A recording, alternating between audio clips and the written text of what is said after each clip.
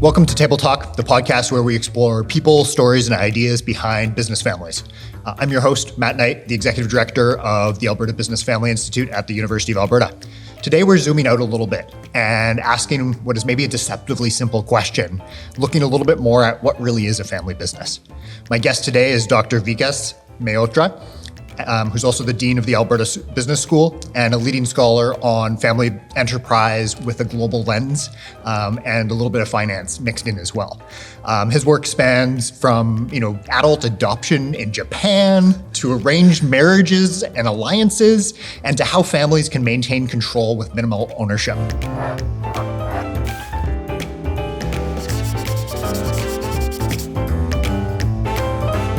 So Vikas, welcome to Table Talk. I'm excited to dive into these topics with you and more today.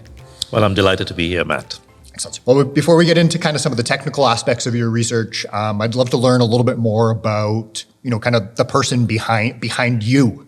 So maybe give us a quick overview of your journey to becoming Alberta School of Business. So let me start way back in the 20th century. Okay. So I was born in India.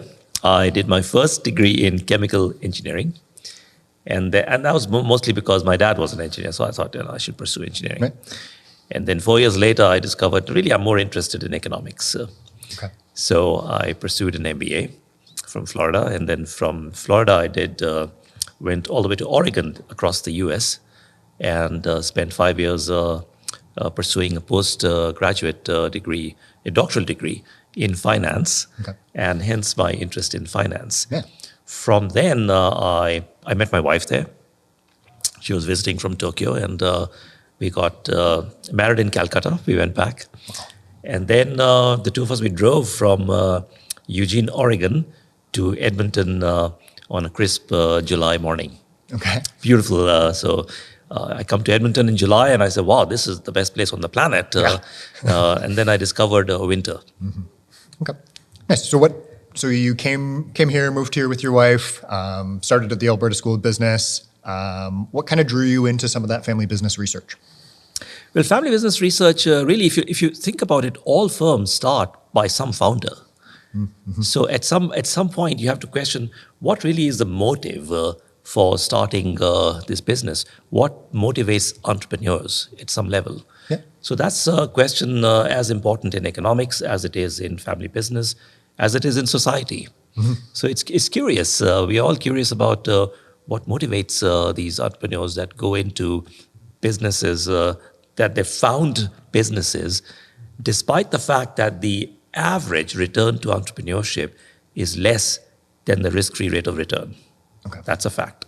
Okay. So we should all just not have a job and put money in. We should just put all our money in bonds and we're good. Exactly. We should put all our money in the bank and earn a safe rate of return. And on average, we would do better than entrepreneurs. Now, don't tell that to Jeff Bezos. Okay. Yeah.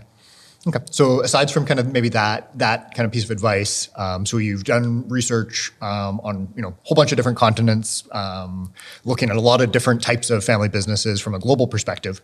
What's kind of one international insight that shapes how you think about Alberta business families?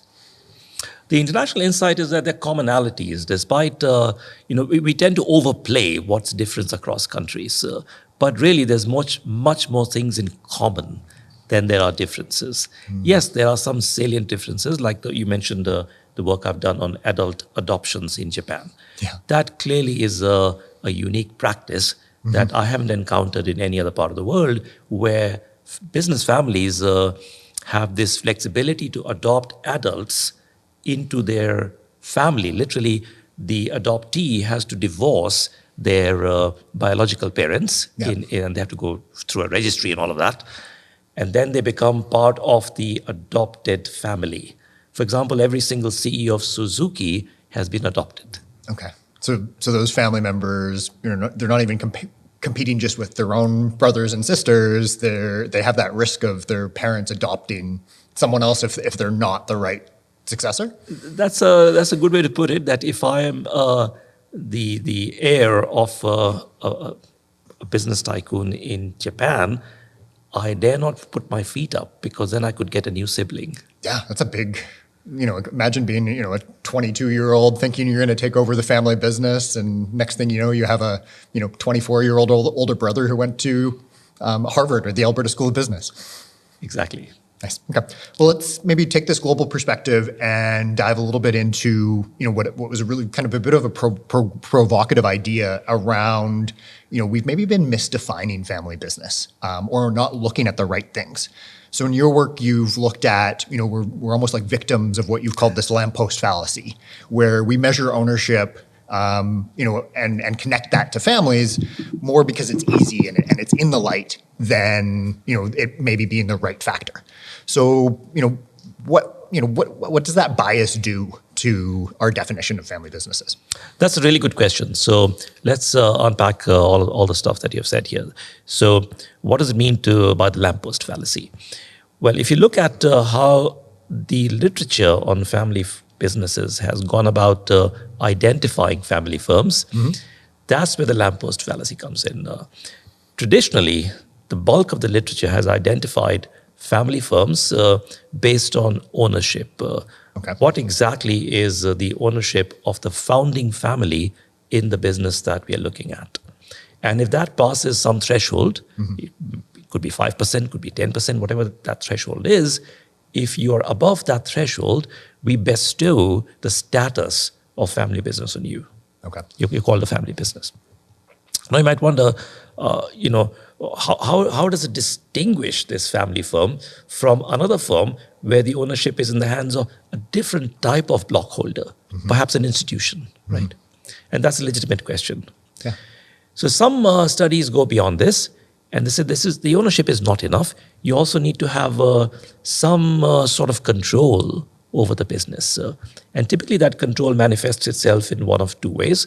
It could be managerial control, so you need to be the CEO of the company, or it could be a presence on the board of directors. So now you have governance control through the board, or perhaps even managerial control through the C-suite. So now you have three dimensions. You have ownership by the founding family, you have board representation, and you have a managerial C-suite presence. Yep.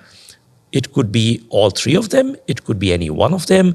There is no hard and fast definition, or at least universally accepted definition of what qualifies as a family firm. Okay. And that is grounds for confusion, some confusion at least, because now if you haven't really been successful in identifying what a family firm is, then if you start measuring the performance of a sample of firms that you think are family firms or that you have identified as family firms, that may be different from a sample of firms that I have picked with a different definition, and my outcomes would differ from yours just because I chose a different sample. Yeah. Yeah. And I can see that being quite problematic, especially from a research perspective, where we just don't get commonality between the samples that we're looking at. Yes. So you mentioned, you talk a little bit about there being a 5-part definition. You've told us about 3 when we talk about that ownership, the board presence, and maybe management control. What are the other 2? So this is ongoing work that I'm doing with a couple of other professors, one in Taiwan, one in Copenhagen, Denmark. And our starting point was that the definition of family firm, whatever it is, must have one characteristic. It must bestow some sort of uniqueness on family firms vis-a-vis non-family firms. Yep. That's the very minimum. Okay. And is that so some studies will talk about familyness? Is that the word that you use as well? Familyness it would be a very good word to use here. How do we operationalize that familyness? And that sort of, we go back to very early research by people like Donnelly and so on. And in their work, they talk about concepts such as embeddedness. How embedded is the family in the business? Okay. So there's a literature in economics that talks about that as well, using different language. The language in economics is, for example, Oliver Williamson has talked about, in his vast literature on transaction cost economics, he has talked about a bilateral monopoly, where two parties are invested in each other such that the value of each is less if they were separated. Okay. And then therefore the value you get by being together is some sort of a quasi-rent you get on this embeddedness.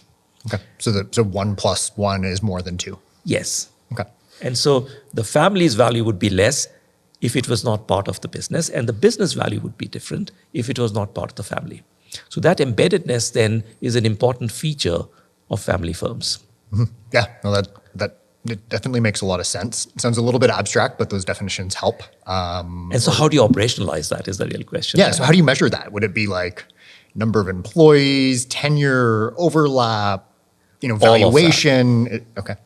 So what you said, we want all of that. Like you said, familyness Yeah. is what we're looking at.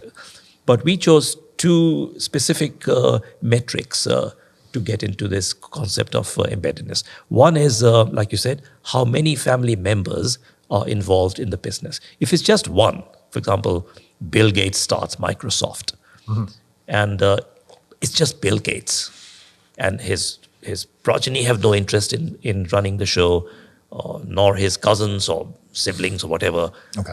Then it's hard for me to say, is Microsoft a family firm? Yep. And I would err on the side of saying, no, Microsoft was never a family firm. Okay. Bill Gates had no intention of bringing his family into the business or even to pass reins of the business to the next gen. Okay. So even if he had that ownership and that control, it's not enough. Exactly. And for a while, at the moment he doesn't, but for a while he had ownership, significant material ownership in Microsoft. Yep. And so if you are using ownership as a definition of family firms, you would have classified Microsoft as a family firm, for sure. We are challenging that notion. We are saying the familyness part goes beyond simple ownership. So I'm going to add 2 more things here. One, as I said, I want to measure embeddedness. Yep. And our sort of first proxy for that is how many family members are involved.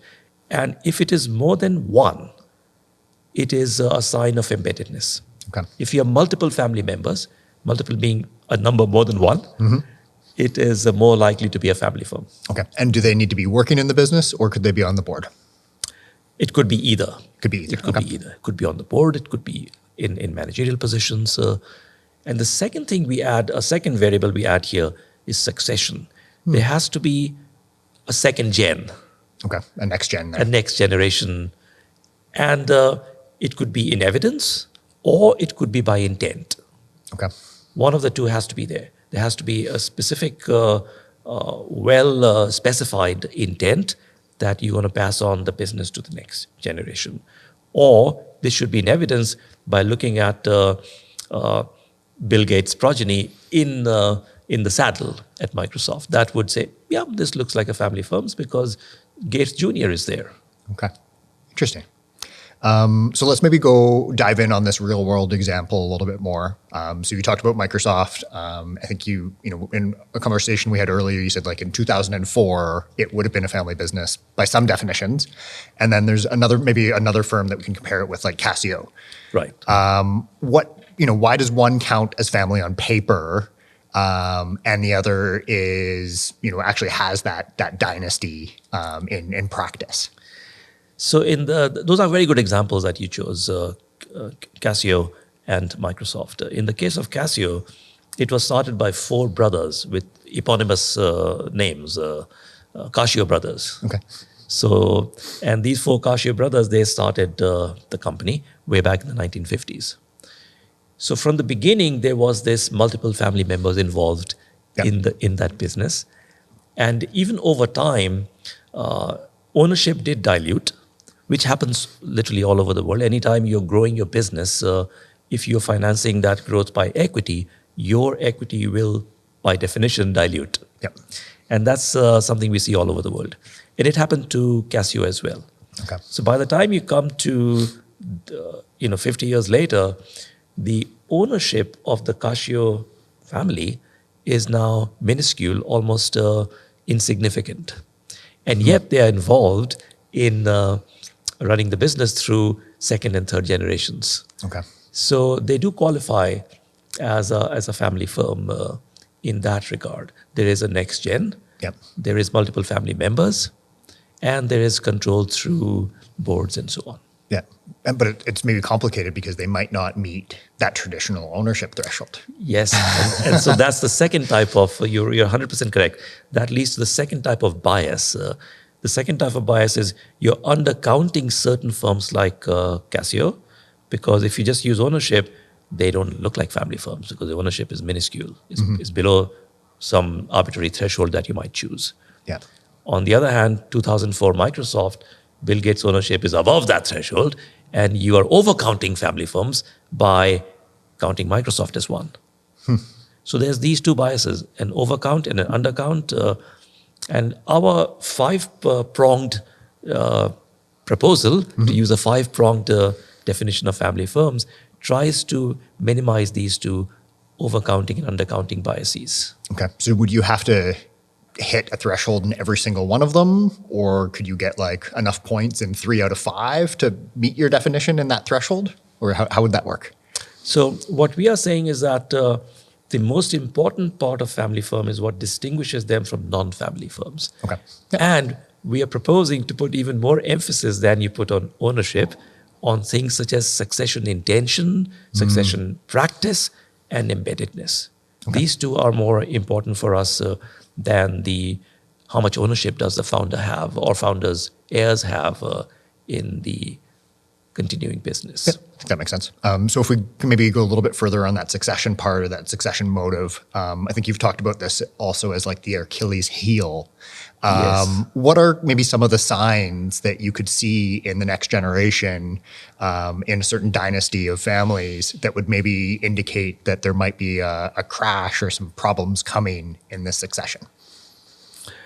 There are, it's well established that typically family businesses do not last beyond the third generation. That's well established.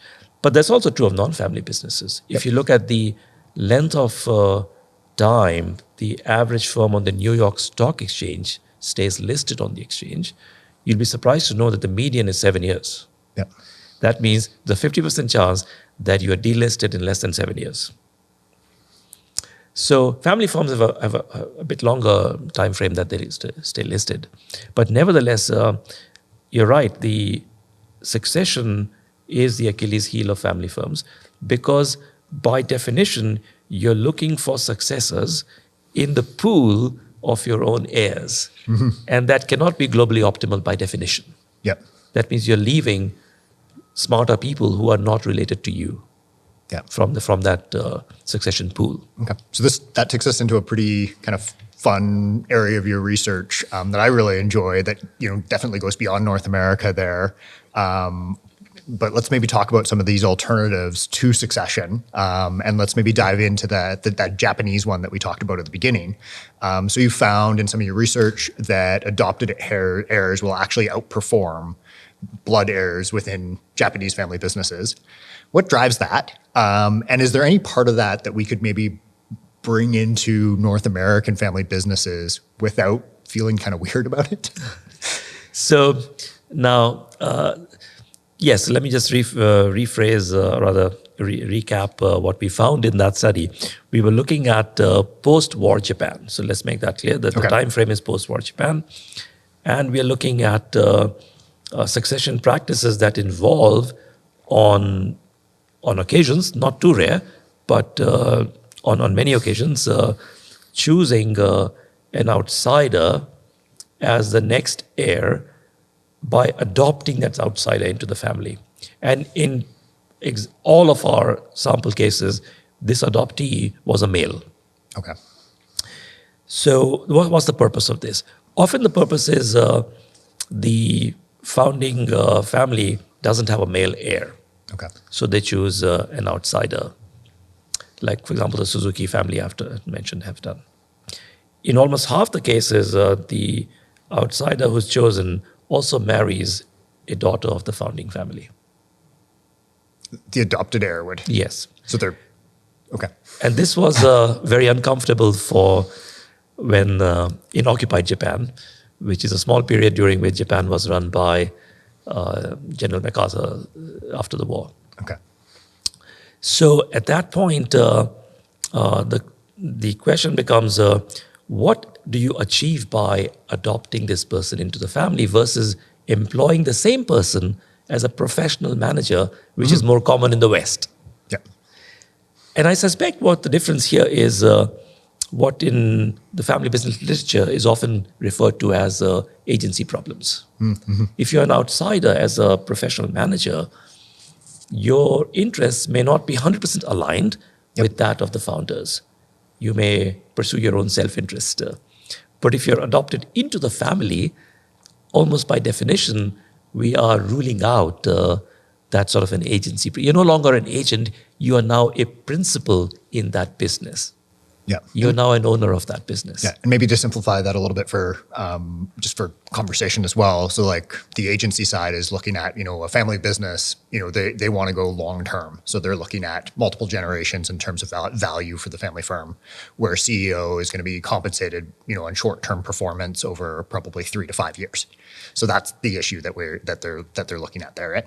Yes, in fact, we actually measured that. We looked at the tenure of professional CEOs, which is in the ballpark of 7 years, versus family CEOs, including adopted sons, which is closer to 18 years. Interesting. So it's you're right. There's a longer-term horizon for family heirs, including adopted heirs. Okay, and the performance is better. Performance is not compared to the founders, but when you compare the adopted sons to the blood sons, it is superior in terms of ROA, for example. However, it is hard for us to impute causality there. It could be a selection bias that you are choosing known high performers into the role. Yeah. So it's hard for us to say if you randomly picked an adopted person, would that person's performance be superior? I don't think we can answer that question. All we can say is that the person who was chosen as the adopted heir, they were chosen probably because they were already high performers. Yeah. So it's not surprising that they continue to be high performers. Interesting. And did you look at all at, and this is maybe way too narrow, but like my brain just went there for some reason, but like the connection between like, people who married into the family and then became CEO versus people who became CEO and then married into the family? In all cases, they were first adopted. Okay. So they don't become CEOs and then you're adopted. You're adopted first. Okay. Including the possibility of marrying the daughter of the founding family. The new sister. And, well, it's not a sister because you're not related by blood. But then the CEO position comes later. Okay. And you're being groomed as one for sure. That's the reason you're adopted. Okay. And do you know like what kind of timeline is there in there? Is there an average or? The average timeline, we didn't look at it, but I can speculate on that by saying that the average age of the adoptee is 26 years old. Okay. And the average age of CEOs, there's almost like a threshold in Japan. 50 seems to be a number, 50 years old. That below that, you have a lower chance of being CEO. And then above that, there's a jump in probability. Okay. So if you measure that, then I would say it's almost a couple of decades. Yeah. Yeah. That's fascinating. Okay. And then the other kind of cross-cultural perspective that you went into a little bit was around like arranged marriages as a continuity tool, and kind of looking at that role in governance or control of a family firm. Again, the issue with arranged marriages is similar to what we talked about with the adopted sons, and that we suspect is not limited to Japan. Okay. That could be more common, for example, in South Asia. Yep. It could be more common in family businesses in South Asia, or maybe in other parts of the world as well. That the adopted, or rather, the marriages are sort of more likely to be arranged between or amongst family businesses in order to either to expand networks or to keep sort of the control within a small group of families. Interesting. Okay. So that could be different motives there. Now, having said that, we also noticed that the occurrence of these arranged marriages has steadily declined over time. And our data ends in the 20th century. So if you were to repeat our study in this century, we suspect the incidence of arranged marriages would be significantly lower today, or at least in most parts of the world outside of South Asia. Okay. And kind of from either of those two succession models and, from other countries that you looked at, what can we learn in North America?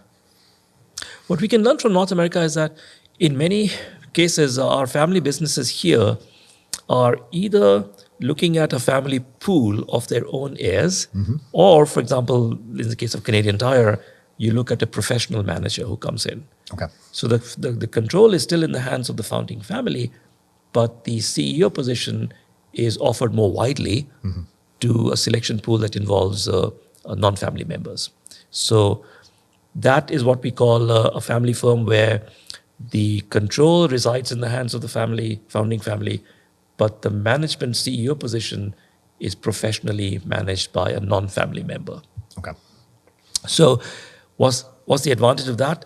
Obviously, it's pretty obvious that the advantage is you are looking at a global talent pool rather than a talent pool circumscribed by genetics. Yeah. Right. So clearly, what's the disadvantage? Disadvantage we also noted earlier is in terms of what we call agency costs. That this is still an agent, not a principal, whereas a family member is an owner principal. So that's where the trade-off occurs. What can we learn here? What we can learn here is that if you want this outsider CEO to sort of behave more like a family member, more long-term orientation and all of that, then perhaps one way to do that is to provide incentives that are more allied with that of the founding family. And we see that already. We see most CEOs today are paid in equity-linked packages. Okay. Yeah, I think that's a pretty good takeaway then. So we've covered some kind of deeper academic territory here. I'm going to shift gears a little bit to get to know you a little bit more still. And this is what kind of a newer thing that we started on the podcast that's just rapid fire questions. So I'm going to give you 5 questions. I want really short, tight answers, like 1 word, 5 words, like not very much. Maybe 10 words if you really want, but no more than that. Okay, so you ready? Sure. Okay. So first one myth about family businesses that you wish would disappear. Okay. One myth about family businesses that I think would disappear. Where would I start? Okay, we'll go to the next one. Okay. We can come back. I'm thinking, there's so many I'm thinking. Yeah. Okay. Okay.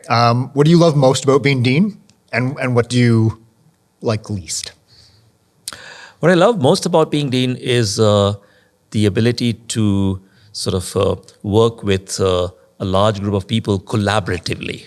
I think the dean is part of a team. Yeah.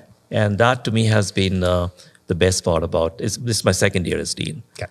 Is the ability to work collaboratively with a group of people all of whose interests is aligned with improving the Alberta School of Business's standing for students, for businesses, for the community. Okay. And what do you like least? Like what don't you want to do about the role? Or what when you go back to being a professor, what are you going to be like, I don't have to do that anymore?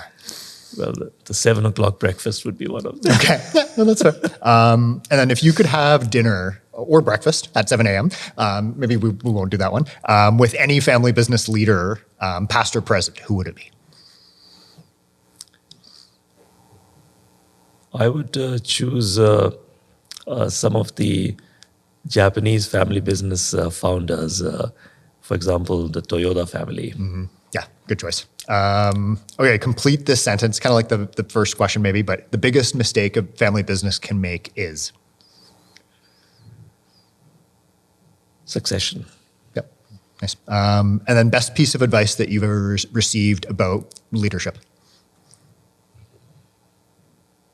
Best piece of advice for leadership is it should never be about personalities. It should be about objectives and goals. Okay, nice. So thanks for playing. We'll have to work on the 10 question or the 10 word answers maybe, but maybe I need to refine my questions a little bit too. But let's get back more into kind of control and family enterprise a little bit. So we've done some work that looks at families who retain control but have minimal equity. Yes. How do they do that? Like what kind of governance levers or things like that do they lean into? What's most important? So a good example would be, I just mentioned Mr. Toyoda himself of the Toyota group, Toyota Motor Company group. And their ownership in Toyota Motor Company is minuscule. It is not even, doesn't even show up on the top 10 owners of the company anymore. Okay. So, and yet, when the company was in need of some sort of a restructuring to help them get out of, they were 20 years ago, they needed some help. They were stuck in underperformance and they needed help. So at that time, it was managed by Toyota CEOs were not related to the Toyota family. They were professional CEOs. Okay. But when they needed someone to turn the company around, they looked back into the family pool and they asked Mr. Akio Toyoda to come back as CEO. So clearly, the name Toyota mattered. And Mr. Akio Toyoda came back at the helm of Toyota and turned it around into, it's the biggest car company in the world today. Okay. Why did they look at this? Part of the reason is that what we have seen is that companies that have the same name as the founding family tend to have this deeper connection versus family firms that have a different name from the founding family. So more embeddedness almost. More embeddedness almost. And that again leads to this desire by the founding family to do more for that business. Okay. And this maybe isn't a fair question, but was that Mr. Toyota adopted? No, Mr. Toyota was not adopted. Although back in the 1930s, Toyota Motor Company started off as actually a sewing machine company. And back then, when the choice was between two heirs, one adopted, one not, the adopted heir was chosen to run the motor company division. Okay. But that was almost 100 years ago. Yeah. Okay. So from that, and maybe we talked that familyness or that embeddedness really helps there. But when an outside investor or maybe employer ownership, like we've seen a couple of times on this podcast with companies like Cantiro or Vets, how do these control levers need to evolve? What other things should families or investors or whoever look at from that control mechanism to help with success? So control typically resides in boards, and what needs to evolve for family businesses in particular is the ability to tap a wider pool of talent in the governance boards. Okay. And often that proves a bit more difficult for family firms than it is for non-family firm. Yep. And that's where there is a lacunae in terms of board skill matrices compared to non-family firms. So how do you address this skill matrix on a board for family firms? The choice is clear. You need to get what we call independent directors on the board with a diverse set of skills. And that is where family businesses need to focus a bit harder on.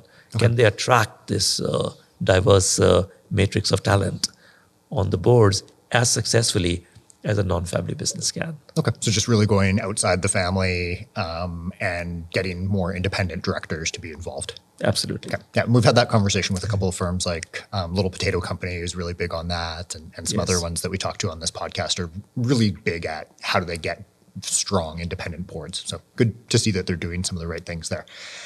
So looking maybe beyond governance into more broader economic trends, I want to explore a little bit more about how family businesses are positioned for the future.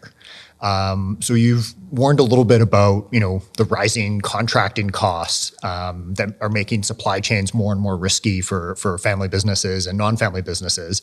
How are family firms uniquely positioned to kind of solve this problem through, I think it was like more vertical integration or renewed vertical integration? So that's a really good question. And that the relevance of this question is perhaps more today than it was, I would say, a year ago. Yeah. And you can see why. This is all of a sudden we have seen the global supply chains being put under the kind of stress that at least I haven't seen in my lifetime. Yeah.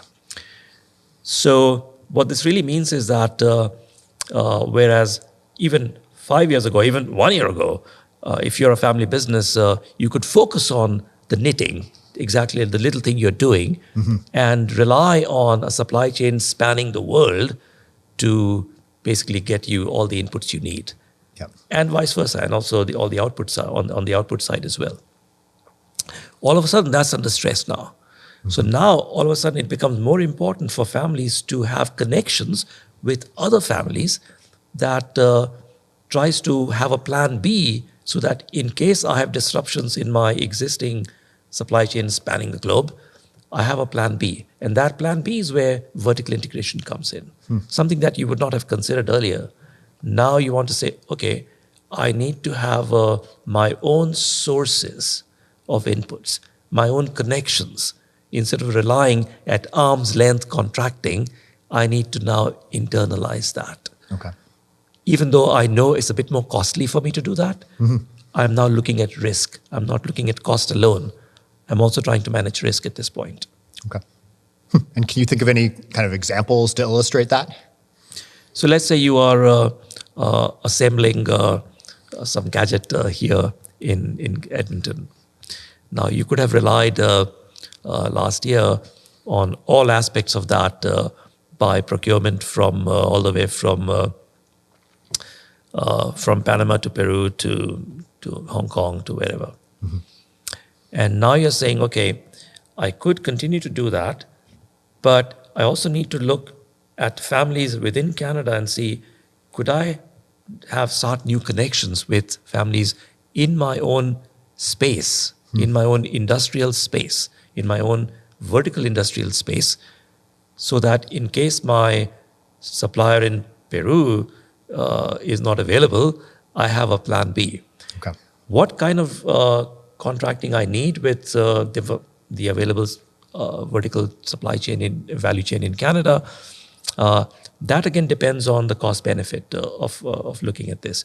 Do I need to have a long-term contract? Do I need to have vertical integration, which means that if the uncertainty about a long-term contract is so high that I'm better off simply buying that supplier, then I should consider that. Okay. Interesting. Yeah. Nice. So let's maybe fast forward to, even further in time, 2030. Hopefully Trump's not in a third term then. But we're seeing, logistics inflation is the new norm. We're seeing more and more risk in supply chain, more and more need for that, vertical integration, things like that. How does the average mid-market family firm, what does their value chain look like then? The value chain is going to look like very different from today. Today, you just, as I said, you just focus on one bit of knitting. The value chain now might extend not just to procuring your own knitting material, but maybe even having your own sheep farm. Okay. To get the necessary material for that. Good job taking that analogy further. I'm exaggerating, but you see where this would go then. Okay. So really like more and more reliance on that in the future, Yes. Having to see that. Okay. Within your own space, and you can define space as a province, as a country, but defining space as a globe is no longer something to be taken for granted. Okay, interesting. And given kind of that complexity, how do you think business schools need to be doing things differently, maybe to prepare some of those family business leaders?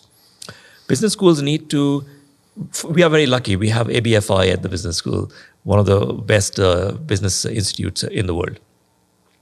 What we need to do is have this ABFI connect more with family business institutes in other universities across the world. Yep.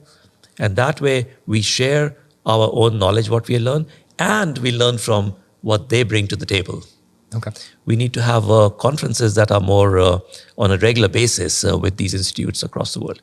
We need to interact more with the industry that we are in, as well as have our own group of family businesses in the city interact with family businesses in Vancouver, Toronto, Frankfurt, and so on. Okay, so it's both that that collaboration kind of within our local value chain and local ecosystem of partners and business families, but also extending that out to the global scale. Yes. Okay, and if this deeper collaboration with business families and academics is kind of that answer, and is something we're already doing at ABFI, but what's kind of the next step we should do to show that we're serious and not just aspirational? Well, the next step would be to actually have formal arrangements with other institutes and other universities, have programs where faculty can visit each other's institutes. Yeah. Obviously, some of this requires new sources of funding. So clearly, we are aware of that. Yeah. And one of our priorities right now is to look for creating these endowments that make these things happen in the future. Awesome. Cool. So maybe going, taking that global perspective and kind of what we need to do as academics home and kind of more into our backyard. After studying family businesses everywhere, what makes Alberta family businesses unique? Well, first of all, there are common factors for Alberta family businesses that we have in common with family businesses in Germany, for example. We do. What makes us unique is the space that we inhabit here in terms of, for example, the two biggest industrial spaces here in Alberta would be agriculture and energy. What makes us unique is that now we are seeing commonalities between energy, agriculture, and different spaces, different industrial segments through the application of analytics. That is what is a common factor now. And I think we are at the beginning of this is the dawn of the analytics era. Yeah. You hear all about AI, but we don't know where this AI arc will land in 5 years' time. All we know is that it's going to be a big arc. Yep. It's going to be transformational. Huge, yeah. So that's what's going to be unique. We are uniquely positioned as compared to many other parts of the world in taking advantage of these analytics that are available to us. We are very lucky to have both, certainly in Edmonton, to have these analytics tools through companies like Amy, AltaML, and so on, to take advantage of this coming era of data-driven decision-making. Yep. Nice. And how do you see kind of like AI and data-driven decision-making fit in with those definitions that you have around family business? So the definitions are one way to our proposal to identify what exactly family firms are. In terms of data-driven approaches, the idea is that if you are looking at, let's say you're a soybean farmer, and you have very much an intention to pass on that soybean farm to the next gen. Yeah. So now you are, by our definition, you look like a family firm. What needs to happen to make the next gen and the next gen after that keep involved in the family business is some plan for growth. And that plan for growth today, as I mentioned earlier, is highly reliant on what sort of analytical tools do you bring to the table. Yeah. And in today's world, a soybean farmer is no longer, my grandfather's soybean farm is totally different. I can have sensors on every soybean plant and upload all the data on like a minute-by-minute basis. So I can have literally micro irrigation if I choose across my entire farm. My farm is not a 200-acre or 5,000-acre farm. It is now a 5 million pixel farm. I'm looking at each part of the farm as a pixel. That's how what data-driven approaches can do.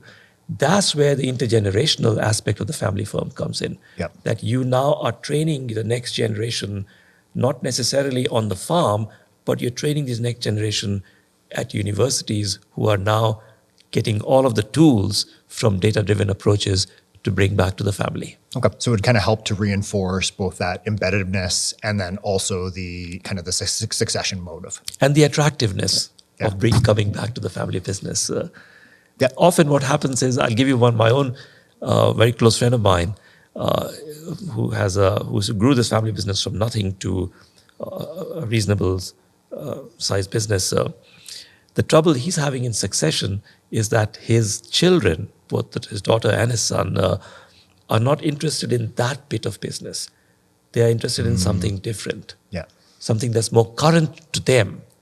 Having this ability to have analytical approaches that is driven by the most modern tools available to us through AI, for example, will open new doors to retain the new generation into the family business who might otherwise not be interested. Like I'm not interested in growing soybeans, but I am interested in applying analytical techniques to the soybean farm. No, that's fascinating. Awesome. So maybe to wrap up, we'll go more into some of these other bigger picture implications, things like that.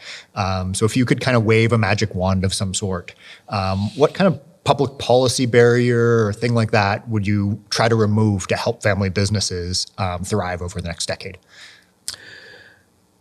Something that I've thought about this is removing existing barriers for family businesses to form secure supply chains within a country, for example, within Canada.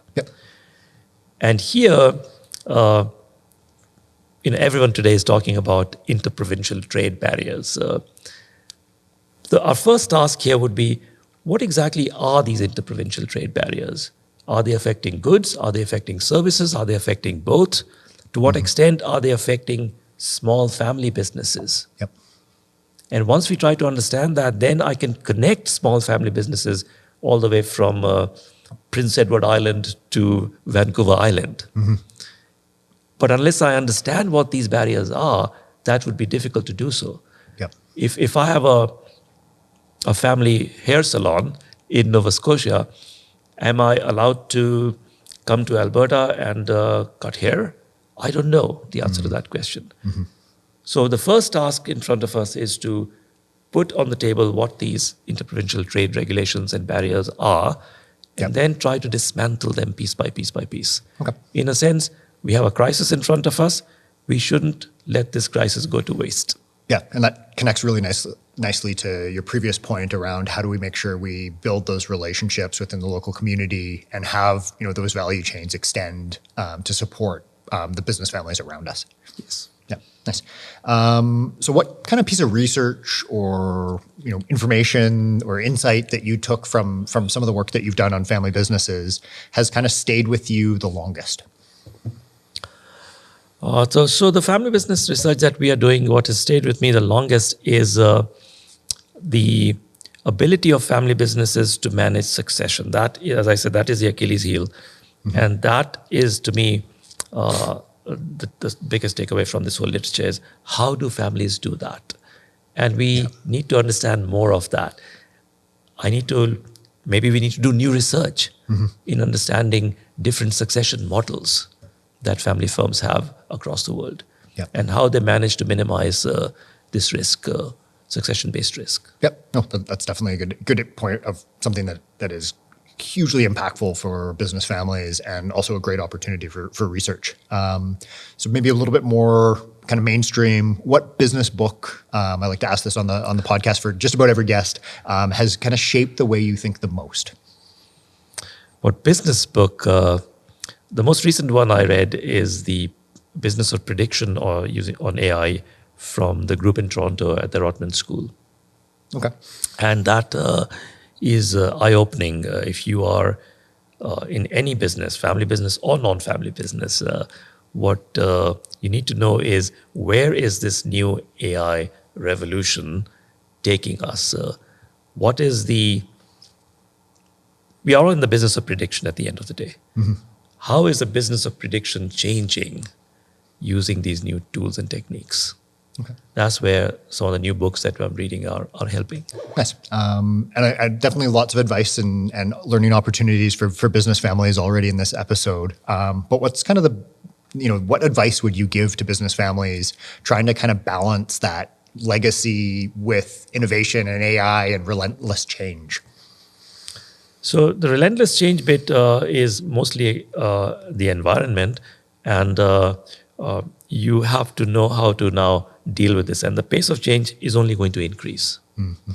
So what this really means is that the family business today is not the same as what it was even 20 years ago, or even 10 years ago. Yeah. So you need to have a skill matrix that cannot have any missing pieces today. Okay. In particular, it can't have missing pieces on the data analytics side. Yeah.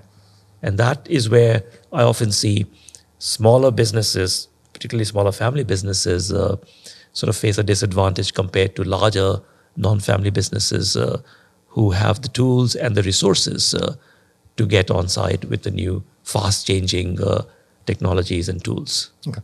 Nice. Well, Vikas, before we wrap up, anything you'd like to add? Anything that you hoped I would ask you about that we haven't dove into? No, I think we covered a vast territory here. So there was that question that you said. What was the question that? That we were going to come back to. Yes. Yes. Good reminder. Let's see if I'm able to. So I'm able to hack that one. The myth about family businesses that you wish would disappear. Yes. So the myth about family businesses is that shirt sleeve to shirt sleeve in 3 generations. Yep. I don't know to what extent you go from shirt sleeve to shirt sleeve in 3 generations. Is that a median number? Is that a modal number? Is that something that's true spatially? Is that something that's true temporally for the 100 years? How has that changed over time? Yeah. How has that longevity of family firms changed over time? What are the factors that affect this longevity? These are the kinds of questions I think that new research should look into. Yeah, no, and that is an awesome myth to kind of get away from, because that initial study that came up with that was hugely flawed in a lot of different ways. And 100% agree with that. I think it was like 120 companies that were in the same industry, members of a same group in rural Illinois. Like that was what it looked at. And so we need to go beyond that. We need to have a larger sample to understand to what extent is this myth based on reality, or to what extent this myth is simply and purely a myth. Awesome. Great to bring us back to that one that we missed. And thank you so much for your time today. I know you're really busy between research commitments and teaching commitments and being dean of the business school. But thank you so much for this fascinating conversation. You've really helped me kind of see that there is no one size fits all model to kind of define a family business, and we really need to question how we're defining these businesses and what's important in that definition as well. And that those kind of cultures and values and structure really shape how these family businesses endure and how they grow. So that's kind of our tour today of kind of the global definition and trends and opportunities in business family. Kind of a couple quick 3 takeaways is that that definition matters. That dynastic intent or not, we really need to look at what sets family businesses apart and what makes them unique. On culture being our toolkit, whether it's from that Japanese son adoption to an Alberta-based ESOP, those succession models need to fit the local norm, but they also need to adapt to think more about how can we balance the short-term and long-term perspective and make sure that we don't fall victim of that Achilles heel of succession. And lastly, that vertical integration, is on the rise. We're going to see increasing supply chain costs as long as we go, for times to come. And it's really important to start to investigate how can we become more integrated and more embedded and more connected and more collaborative with the people and family businesses in our area. So this episode has been great. Thank you again, Vikas, for your time and for all the support that you provide to ABFI. We definitely always support your leadership and your commitment to help us, whether it's with fundraising or support with our signature event. You've always been very, very gracious with your time and support, and I want to thank you for that. And if you enjoyed this episode today as a listener, please make sure you share it. If you're struggling with that definition of a family business, or your family business members might be, share this episode. Let us know what you think about the conversation. And if you're looking for more community and more collaboration in the family business space, please connect with ABFI, whether it's on LinkedIn or social media or at abfi.ca. And thank you all for joining us today. And thanks you for listening for Table Talk. We'll see you next time. Thank you very much. Pleasure to be here.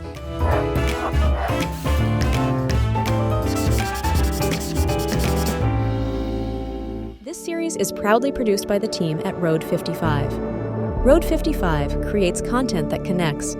For more information, visit our website at road55.ca.